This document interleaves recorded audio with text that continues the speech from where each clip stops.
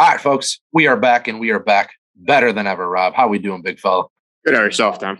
Good, man. It is beautiful out. It is a little bit, I'm not even going to say chilly, but it's crisp. There you go. That's a good word. I was going to say crisp. Feels good with just like a jacket and shorts on. Perfect. Sun's out. It's great. Sun's out. Yep. Speaking of weather, Rob, we had beautiful weather for the Southside Tour Championship. Yeah, it was a little brisk in the morning, but yeah, it ended up being nice. Sun came out, clouds went away. Little windy in the morning, but pretty much it wasn't as bad as I thought it was going to be. But yeah, it was a good day, good weather-wise. Yeah, back nine was probably the best weather. That's when the sun came out. Yep.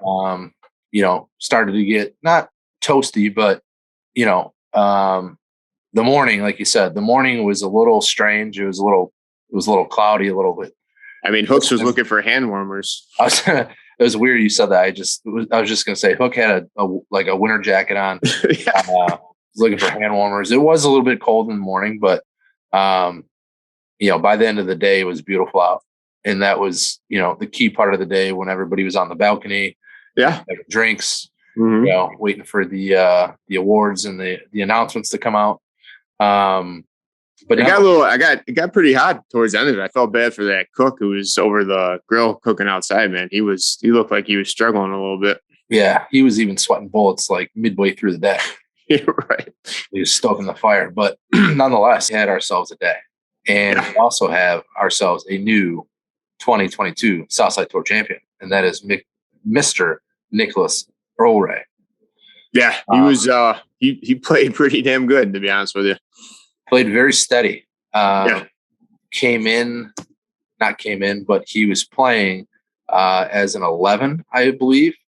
Shot 78 gross. But like I said, played steady all day.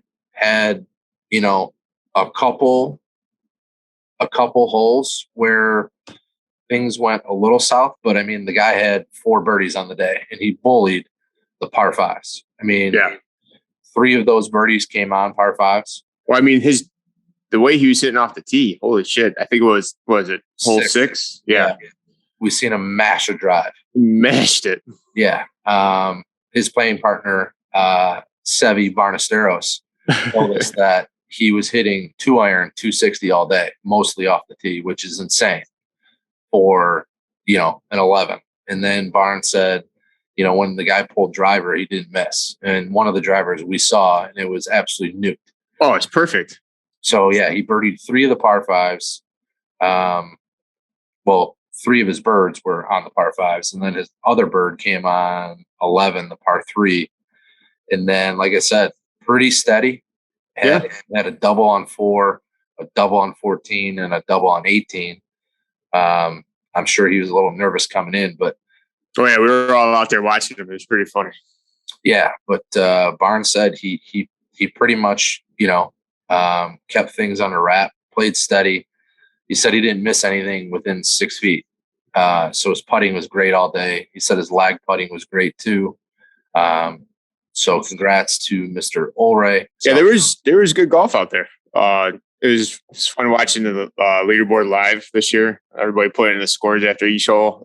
That was fun to follow. You could see everybody else following it too, to know what they needed to do.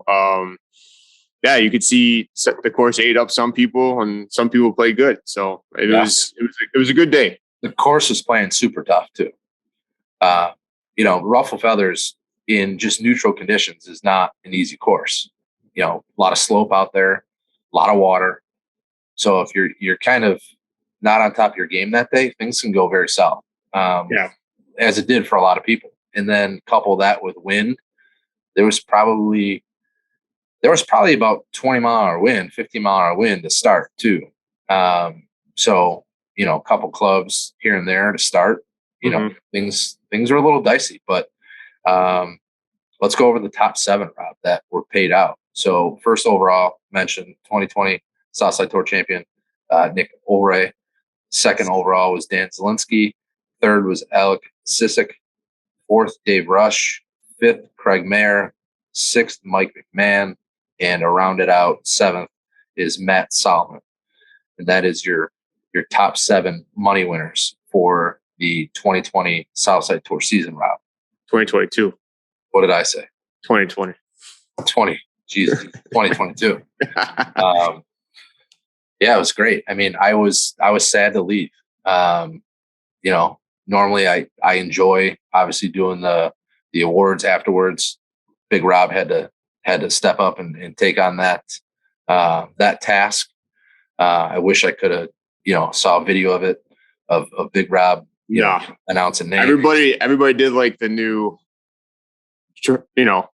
trophy that they get to keep. I don't want to spoil it for the other two tours, and they might have seen it, but it was people were, when I was walking out with it, were like, gasping a little bit. So it was interesting. It was funny. Really? Oh yeah, they're like, "What's that?" I mean, because obviously we have that huge trophy for the South Side, and I had the other thing in my hand, and they're all laughing and like, cheering. So it was fun. I love it. I don't think we'd be giving out too much. I mean, we posted the picture on Instagram and Twitter. Although on Instagram it's kind of cropped, so you can't see it. But there is a new trophy for each tour this year that stays with the winner. Yep. Opposed to a traditional trophy, we went with a, little bit more creative, unique route, something we think that guys will enjoy more than just the standard, plain old Jane trophy. So that's good to see. As always, Rob's creativity came in play with the doings of that. We kind of both had a part in that. So it turned out great. Yeah. No, like you said, Saturday was awesome. I think everybody enjoyed themselves, whether they shot good or bad. There's laughs, there's drinking. So yeah, and it was the weather was great, so you can't complain about that. That's all we ask for, is that we're not getting rained on or anything like that. Speaking of, I've thought about this for many, many weeks. We've been extremely lucky so far, and let's knock on wood. Knock on wood. We've been.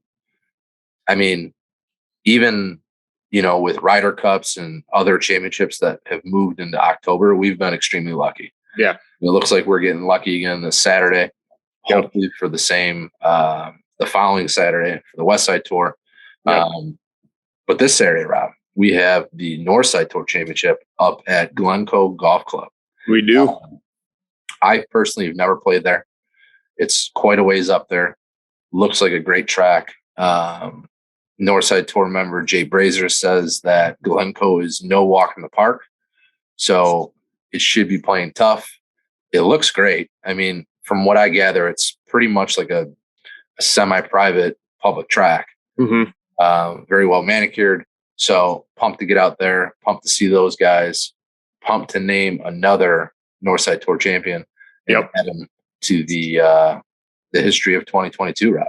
Yeah. So yeah, it's I'm looking forward to it, especially with the weather. Once again, it'll be nice to meet new guys, new faces, put names with faces, and have another good Saturday. Right, and those guys are going off at noon, so we should be like right in the prime window. Right, opposed to this past weekend where guys went off early, where it was a little bit chillier. I'm sure it's still going to be a little chilly in the morning, but for the most part, Rob, we're one down, 2 to go. Yep. I'm kind of getting a little sad, to be honest. That's a fair point. I mean, it's a lot of work, but it is enjoyable. It's a hobby. It's like we always talk about, and it's something to look forward to every week. But once the off season comes, it's back to being grinding and making changes to make it better for next year. So it's true. This is true. Speaking of, Rob, you got out and played your playoff round at Seven Bridges on Sunday. I played with Kellen and Cody, I believe. Great guys. But I'm going to say right now, I don't usually veto things, but the one change I want for next year is if it's Seven Bridges is on the schedule, it needs to be the first event. I want to get that thing done with. I wish I have such a love-hate relationship with that course. I'm 5 minutes away from it. I wish I loved it. I would play it all the time. The back nine, it was brutal. First off, the wind was crazy, absolutely nuts. Like the only hole that it was with us was that, par 5 on 9. And that would have been an awesome hole to actually have a good drive with. But it just ate me up on the back nine. I mean, the front nine, some of the holes ate me up too. I mean, I started off par, and then on hole 2, played it smart, hit a 3-wood, hit it just right of the green, chipped it, and it hit the flagstick and just came straight down, didn't drop in for the birdie. But I took that as a sign like, oh man, this might be my round, right? This might be good. It's going my way. That wasn't the case. I went double. I birdied 4, and then 5 hit a nice drive and had a nice approach at it and just airmailed it into the big evergreen tree, past the green. And then from there on out, it was over. But no, it was good company playing with the guys. They're new to the tour too. They found out through X Golf. Nice. But very nice guys. It was fun playing. Shout out X Golf. Yeah, for sure. But yeah, even Kellen was saying, like, the back nine, it's either, it's going to be good or it's going to be bad. There's like really no in between. It's like, so, but, and the other thing too, I was a little disappointed in the shape of the greens. And granted, it was at the end of the day, but I still think, it should have been a little bit better for where we're playing. But, the fairways and everything else were great. I mean, tee boxes, I don't think there was a bad tee box. It was just people being asshats, not fixing their ball marks and just walking away again. It's terrible. Yeah. 7. So I kind of have a love-hate with 7 Bridges too. I think the back is a little gimmicky. Reminds me of Lost Marsh. Mm-hmm. I love the front. The front is awesome. I think the opening hole is awesome. Nothing like a tuck par 5. Sure. Yeah. Start. I absolutely love the front. The front even reminds me a little bit of the Ravines, Cog, some of the holes, but the back, I can't stand the back. And this might not be a huge deal, but for me, it is. For them not having a range. Oh, that's another thing too. It's crazy. I laugh every time I drive up to the first tee, seeing those the hitting bays, the nets. I'm like, and getting done with it Sunday, we got done on it was perfect. It was golden hour golf. It was awesome. I'll give that. I love playing like when the sun's coming down. I think we were done by 6:30, and I was like, man, because I have to play there again this Friday for Ella's school's golf outing. I walked off there being like, I don't even know if I want to go play that again, to be honest with you. Yeah. It was just like, it completely defeated me. And it's almost to the point where I don't even know, I'm either good either way, making the championship or not, because it just really kicked my ass, to be honest with you. Speaking of, not a lot of guys have posted, so you might be making it regardless. Yeah, right. Yeah. So we will know shortly, Friday, actually. Scores due. Yeah, the field will be set, come Saturday morning, Friday night. The field is set for the Northside Tour Championship. There's 35, I think 41 qualified with ties, 35 are confirmed playing. So Saturday is going to be awesome. The following Saturday is going to be awesome. Mm-hmm. Like I said, we were 1 down, 2 to go, and then that's a wrap. Yep. That's a wrap for the season. Speaking of other golf, in the golf world news, President's Cup. Cup.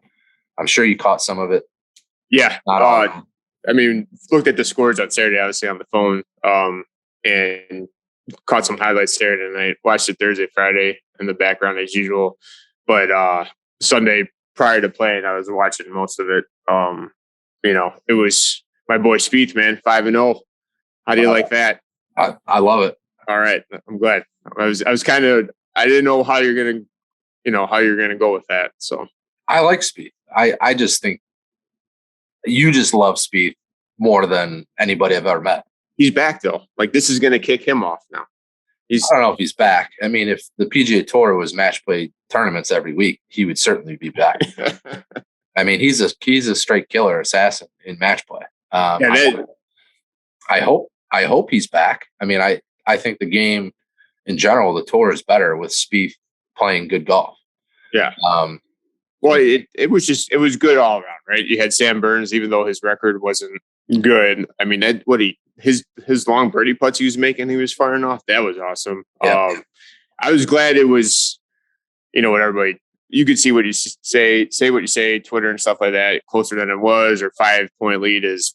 But I thought it was better than I thought it was going to be, right? I thought it was going to be an absolute killing, but Saturday afternoon and the singles kind of made it more interesting. If it wasn't for, Tom Kim and Si Woo and some of those guys playing, well on Saturday/Sunday morning, it would have been a complete bloodbath. But same, caught a little bit on Friday, watched a lot Saturday, and then caught the ending Sunday. But yeah, my takeaways were, Homa and Spieth both going undefeated. Yeah, Homa for sure. Scheffler struggling, which was kind of weird to see. Mm-hmm. And then, of course, Billy Ho struggling. Shocker. Yeah. Surprised by Kiz. Kiz didn't play well. But obviously he might have been there for other reasons, for, the team aspect and the camaraderie and getting the boys up and partying. So I'm sure he had a good time regardless.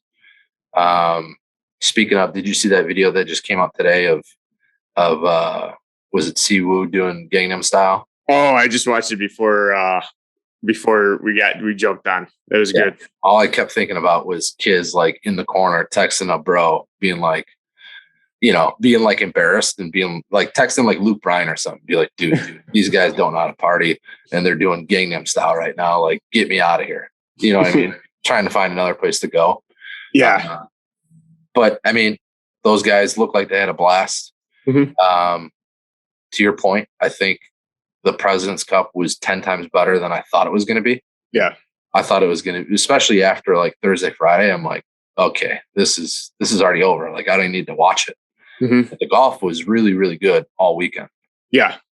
Yeah. No, I mean, the JT match on Sunday, the back and forth, that was good. I obviously everybody's seen all over Twitter, but I was dying about him not getting a putt. And then on Thursday, he wouldn't give a putt. So that was good. I mean, so I like JT. I was just going to mention that. He's kind of pouty. He's fiery, which I love. The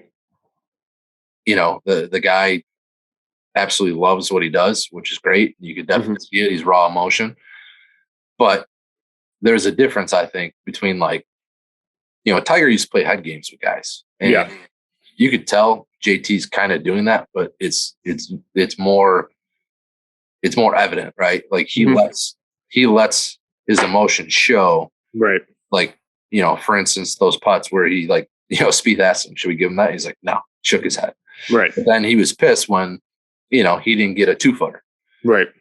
Especially when you're up in the match, you should be expecting to putt everything out. Right. That's fully expected when you're down, is to make your opponent putt everything out. Yeah, for sure. So I don't know what he's crying about, but that kind of rubbed me the wrong way. That's typically what you see out of Billy Ho. Right. We got the Sanderson Farms Championship this week. Yeah. Do you like anybody in that field? Yeah. I mean, I was looking a little bit this morning. I mean, the way Sam Burns played this past weekend, I like him. I like him a lot, how he's putting. And I'm gonna ride Theegala, like I said, until this guy wins. I mean, him and Burns, dude. I think Theegala is a good play there, Rob. He's actually one of T's picks this week. So we're gonna really? Yeah, we're gonna jump right into T's picks and his long shot. Norlander, 100-1. English, 50-1. Your boy Theegala, 20-1.